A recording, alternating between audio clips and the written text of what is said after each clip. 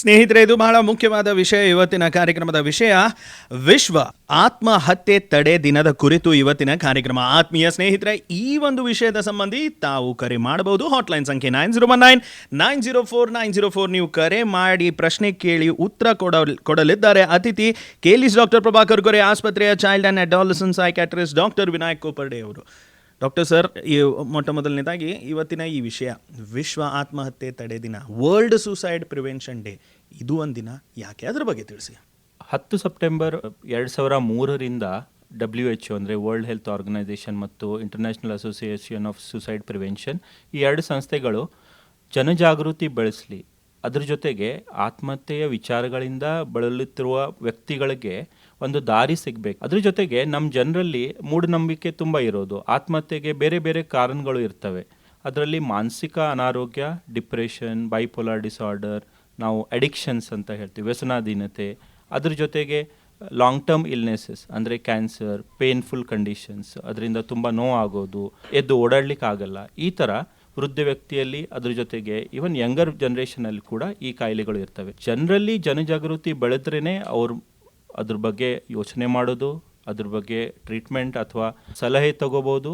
ಆಮೇಲೆ ಜನಜಾಗೃತಿಯಿಂದನೇ ನಾವು ಆತ್ಮಹತ್ಯೆ ತಡೆ ಇದು ಮಾಡಲಿಕ್ಕೆ ಹೆಲ್ಪ್ ಆಗ್ಬೋದು. ಈ ಒಂದು ವಿಚಾರದಿಂದನೇ world suicide prevention day observe ಮಾಡ್ತಾ ಇರೋದು. ಇನ್ನೊಂದು ಕಾರಣ ಅಂದರೆ ಪ್ರತಿ ವರ್ಷ ಆತ್ಮಹತ್ಯೆ ಪ್ರಮಾಣ ಹೆಚ್ಚೇ ಆಗ್ತಾ ಇದೆ, ಕಮ್ಮಿ ಏನಾಗ್ತಾ ಇಲ್ಲ. ಈವನ್ ಡೆವಲಪ್ಡ್ ಕಂಟ್ರೀಸ್ ನೋಡಿದ್ರು ಕೂಡ ನಾವು ಸಾಂಸರ್ಗಿಕ ರೋಗಗಳಿಂದ ಆಗೋ ಮೃತ್ಯು ದರ ಕಡಿಮೆ ಆಗ್ತಾ ಇರೋದು. ಆದರೆ ಆತ್ಮಹತ್ಯೆ ಮತ್ತು ರೋಡ್ ಟ್ರಾಫಿಕ್ ಆ್ಯಕ್ಟ್, ಇವು ಎರಡು ದೊಡ್ಡ ಸಮಸ್ಯೆಗಳು ಎಲ್ಲರ ಮುಂದೆ ಇದೆ. ಆಮೇಲೆ ಇದ್ರ ಮೇಲೆ ಸೈಂಟಿಫಿಕ್ ಎವಿಡೆನ್ಸ್ ತುಂಬ ಕಡಿಮೆ ಇರೋದ್ರಿಂದ ಯಾವ ರೀತಿಯಿಂದ ಈ ಜನರಿಗೆ ಹೆಲ್ಪ್ ಮಾಡ್ಬೋದು, ಆತ್ಮಹತ್ಯೆ ತಡೆ ಮಾಡಲಿಕ್ಕೆ ಹೆಲ್ಪ್ ಮಾಡ್ಬೋದು, ಈ ಒಂದು ವಿಚಾರದಿಂದ ಎಲ್ಲರಲ್ಲಿ ಜನಜಾಗೃತಿ, ಬರೀ ಜನರಲ್ಲಿ ಅಷ್ಟೇ ಅಲ್ಲ, colleges, schools, offices, work place, even government and policy makers, ಅವರಲ್ಲಿ ಕೂಡ ಇದ್ರದ್ದು ತಿಳುವಳಿಕೆ ತುಂಬ ಕಡಿಮೆ ಇರೋದು. ಆದ್ದರಿಂದ ಓವರಾಲ್ ಈ ಒಂದು ದೊಡ್ಡ ಸಮಸ್ಯೆಗೆ ಹೇಗೆ ಪರಿಹಾರ ನೀಡಬೇಕು, ಇದೊಂದು ವಿಚಾರದಿಂದ 10 ಸೆಪ್ಟೆಂಬರು ನಾವು ವರ್ಲ್ಡ್ ಸುಸೈಡ್ ಪ್ರಿವೆನ್ಷನ್ ಡೇ ಅಂತ ಅಬ್ಸರ್ವ್. ಈ ವರ್ಷದ ಘೋಷವಾಕ್ಯ ಇರೋದು changing the narratives and start the conversation. ಇದರಲ್ಲಿ ಮುಖ್ಯವಾದ ಅರ್ಥ ಮಾಡ್ಕೊಳ್ಳೋದು, ಚೇಂಜಿಂಗ್ ದ ನೆರೇಟಿವ್ಸಲ್ಲಿ ಆತ್ಮಹತ್ಯೆಯ ಕಾರಣಗಳನ್ನು ನಾವು ಎಲ್ಲರೂ ಕೂಡ ಅರ್ಥ ಮಾಡ್ಕೊಳ್ಳೋಣ. ಅದ್ರ ಜೊತೆಗೆ ಆತ್ಮಹತ್ಯೆ ಮೂಢನಂಬಿಕೆಯಿಂದ ದೂರ ಹಿಡಿದು ಸೈಂಟಿಫಿಕ್ ಆಗಿ ನಾವು ಅದ್ರ ಬಗ್ಗೆ ಏನು ಅರ್ಥ ಮಾಡ್ಕೋಬೋದು. ಇದೊಂದು ಮಾನಸಿಕ ಕಾಯಿಲೆಯಿಂದ ಇರ್ಬೋದು ಅಥವಾ ಬೇರೆ ಸಾಮಾಜಿಕ ಕಾರಣಗಳಿಂದ ಇರ್ಬೋದು. ಅಂದರೆ ಅನ್ಎಂಪ್ಲಾಯ್ಮೆಂಟ್, ಪಾವರ್ಟಿ, ಅದ್ರ ಜೊತೆಗೆ ಲೋನ್ಲಿನೆಸ್, ಈ ಥರ ವ್ಯಸನಾಧೀನತೆ, ಈ ಥರ ಸಾಮಾಜಿಕ ಕಾರಣಗಳಿಂದ ಕೂಡ ಆಗುತ್ತೆ. ಅದರಿಂದ ಆತ್ಮಹತ್ಯೆ ಇದೊಂದು ಮೂಢನಂಬಿಕೆ ಅಥವಾ ಬೇರೆ ರೀತಿಯ ಪ್ರಾಬ್ಲಮ್ ಅಲ್ಲ, ಇದೊಂದು ಮೆಡಿಕಲ್ ಪ್ರಾಬ್ಲಮ್ ಅಂತ ನಾವು ನೋಡ್ಕೊಳ್ಳೋಣ. ಅದ್ರ ಜೊತೆಗೆ ಸ್ಟಾರ್ಟ್ ದ ಕನ್ವರ್ಸೇಷನ್, ಅಂದರೆ ಇದ್ರ ಬಗ್ಗೆ ಎಲ್ಲರೂ ಕೂಡ ಮಾತಾಡ್ಲಿಕ್ಕೆ ಶುರು ಮಾಡೋಣ. ಆತ್ಮಹತ್ಯೆ ನ್ಯೂಸ್ ಬಂದರೂ ಕೂಡ ಮನೆಯಲ್ಲಿ ನಾವು ನ್ಯೂಸ್ ಚಾನೆಲ್ಸ್ ಒಂದೊಂದು ಸತಿ ಚೇಂಜ್ ಮಾಡಿಬಿಡ್ತೀವಿ. ಇದರಿಂದ ಮಕ್ಕಳ ಮೇಲೆ ಇಫೆಕ್ಟ್ ಆಗಬಾರ್ದು, ಅಥವಾ ನಮ್ಮ ಮನೆಯಲ್ಲಿರೋ ಕಿಶೋರ ವಯಸ್ಸಿನ ಮಕ್ಕಳ ಮೇಲೆ ಅದ್ರದ್ದು ಏನಾದರೂ ಪರಿಣಾಮ ಆಗಬಾರ್ದು. ಸೊ ಈ ಥರ ನಮ್ಮ ಬಿಹೇವಿಯರ್ ಇದ್ದಾಗ ನಾವು ಅದ್ರ ಬಗ್ಗೆ ಓಪನ್ಲಿ ಡಿಸ್ಕಸ್ ಮಾಡೋಣ, ಮನೆಯಿಂದನೇ ಶುರುವಾತ್ ಮಾಡೋಣ.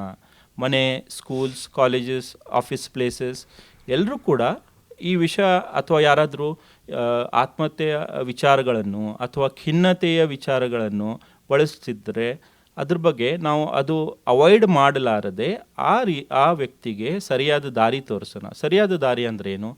ಆಪ್ತ ಸಮಾಲೋಚನೆ, ಡಾಕ್ಟರ್ಸ್ಗಳಿಗೆ ಕನ್ಸಲ್ಟ್ ಮಾಡೋದು, ಮನೋರೋಗ ತಜ್ಞವ್ರಿಗೆ ಕನ್ಸಲ್ಟ್ ಮಾಡೋದು.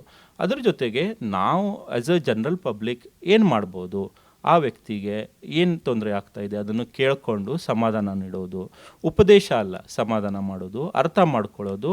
ಆಮೇಲೆ ನಾನು ನಿಮಗೆ ಹೆಲ್ಪ್ ಮಾಡಲಿಕ್ಕೆ ಇಲ್ಲಿದ್ದೀನಿ, ಯಾವುದೋ ಸಮಯದಲ್ಲಿ ನಿಮಗೇನಾದರೂ ಹೆಲ್ಪ್ ಬೇಕಿದ್ದರೆ ಆ ಸಂದೇಶವನ್ನು ಬೇರೆಯವ್ರಿಗೆ ಕೊಡೋದು, ಅದು ತುಂಬ important. So changing the narratives and start the conversation, ಇದೊಂದು ಘೋಷವಾಕ್ಯ ತುಂಬ ಇಂಪಾರ್ಟೆಂಟಾಗಿ ಈ ವರ್ಷ ನಾವು